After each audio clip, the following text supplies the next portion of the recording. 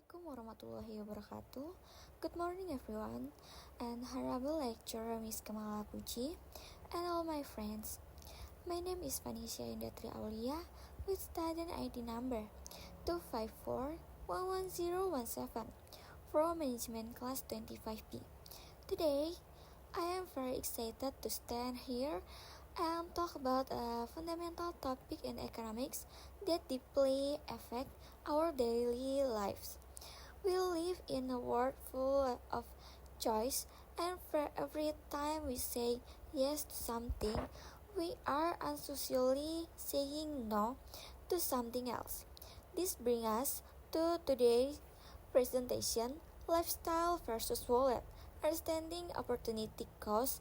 Let's dive into how our small daily financial choice can alter our long-term future. Teman-teman dan Miss Kamala, saat kita berbicara tentang harga suatu barang, kita seringkali hanya melihat nominal yang tertera di label harga. Namun, dalam ilmu ekonomi, biaya yang sebenarnya jauh lebih besar dari itu. Biaya peluang atau opportunity cost adalah manfaat terbaik berikutnya yang terpaksa kita korbankan saat memilih satu opsi. Ketika kita membelanjakan uang untuk kepuasan hari ini, biaya peluangnya bukan sekadar uang yang hilang, melainkan hilangnya kesempatan uang itu untuk ditabung, diinvestasikan, atau digunakan untuk hal lain yang lebih berharga di masa depan.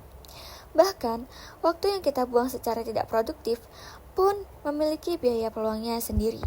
Teman-teman dan Miss Kamala, saat kita berjalan ke sebuah toko atau membuka aplikasi belanja, pandangan kita secara alami akan tertuju pada label harga nominal yang tertera di sana. Kita berpikir bahwa pengorbanan kita hanya sebesar angka rupiah tersebut. Namun, jika kita melihat dari kacamata ilmu ekonomi makro yang sedang kita pelajari pada semester ini, konsep biaya jauh lebih luas dan mendalam dari sekedar akuntansi harga pasar. And Gregory Mankiw dalam prinsip ekonominya menyatakan bahwa the cost of something is what you give up it to get it. Inilah yang kita sebut sebagai biaya peluang atau opportunity cost. Biaya peluang bukanlah biaya historis dalam bentuk uang tunai yang kita bayarkan, melainkan nilai dari manfaat terbaik berikutnya yang terpaksa kita korbankan atau hilangkan ketika kita mengambil suatu keputusan ekonomi. Ketika kita memilih untuk membelanjakan uang demi kepuasan konsumsi jangka pendek, hari ini biaya peluang real yang kita tanggung adalah hilangnya kesempatan uang tersebut untuk beranak pinak di instrumen investasi, hilangnya akumulasi tabungan, atau bahkan hilangnya modal untuk membangun usaha di masa depan. Lebih jauh lagi, konsep ini tidak hanya berlaku pada uang. Waktu yang kita habiskan secara konsumtif juga memiliki biaya peluang yang tinggi, yaitu hilangnya waktu produktif untuk meningkatkan kapasitas diri kita. Mari kita bawa teori abstrak ini ke dalam realita yang sangat dekat dengan keseharian kita sebagai mahasiswa, yaitu budaya nongkrong dan kebiasaan membeli kopi, atau katakanlah secara sadar atau tidak sadar, kita menghabiskan uang sebesar Rp25.000 setiap hari untuk segelas kopi. Bagi sebagian orang, Rp25.000 terasa kecil, cuma uang receh. Namun, jika kita akumulasikan dalam 1 bulan atau 30 hari, angka receh ini bertransformasi menjadi pengeluaran bulat sebesar Rp750.000. Disinilah trade-off atau tarik ulur ekonomi itu terjadi. Kita dihadapkan pada dua jalur alternatif yang sedang mengeklusi. Opsi A adalah melanjutkan kebiasaan kopi harian. Manfaatnya apa? Kita mendapatkan kepuasan instan, validasi sosial, kelancaran rutinitas pergaulan, dan suntikan kafein jangka pendek. Namun mari kita lihat opsi B, yaitu mengalihkan uang Rp750.000 per bulan tersebut ke dalam tabungan atau investasi mikro. Manfaat dari opsi B adalah pertumbuhan modal, ketersediaan dana darurat saat masa krisis, dan terbukanya peluang investasi yang jauh lebih besar. Saat kita memilih opsi A, biaya peluang yang kita bayar adalah hilangnya seluruh manfaat keamanan finansial dari opsi B. Keputusan ini pada akhirnya mencerminkan dari skala prioritas yang kita susun dalam hidup kita. Pertanyaannya sekarang, jika secara matematis dan ekonomi, opsi B jelas jauh lebih menguntungkan untuk masa depan kita. Mengapa dalam realitanya kita seringkali gagal? Mengapa sebagian besar dari kita tetap memilih opsi A dan melupakan biaya peluang? Jawabannya tidak berada di lebar laporan keuangan, melainkan di dalam bias psikologis dari pelaku ekonomi manusia. Faktor pertama adalah emosi dan hormon. Secara biologis, aktivitas belanja atau mengonsumsi sesuatu yang kita inginkan memicu pelepasan dopamin di otak kita. Ini adalah hormon yang memberikan rasa senang dan penghargaan instan. Otak kita menyukai hadiah cepat ini sehingga mendorong perilaku pembelian yang impulsif demi mengubah suasana hati sesaat. Faktor kedua adalah kekuatan kebiasaan atau habit dilakukan berulang-ulang dan menjadi rutinitas harian. Otak kita akan otomatis berhenti memproses tindakan tersebut sebagai sebuah keputusan finansial yang krisis. Kita melakukan scanning QRIS tanpa berpikir lagi. Faktor ketiga yang sangat menarik dalam ekonomi adalah bias diskon masa depan atau hyperbolic discounting. Manusia memiliki kecenderungan kognitif alami meremehkan nilai manfaat yang akan diterima di masa depan, yang jauh melebih-lebihkan nilai kepuasan yang ada di mata hari ini. Otak kita kesulitan memahami bahwa 9 juta rupiah di tahun depan jauh lebih berharga daripada kegembiraan memegang segelas kopi hangat selama 15 menit hari ini. Jika kita menganalisis ke dalam kebocoran finansial terbesar dalam skala individu maupun makro konsumsi, masyarakat sebenarnya jarang sekali disebabkan oleh pengeluaran besar yang sifatnya terencana, seperti membeli laptop baru atau membayar uang semesteran. Mengapa?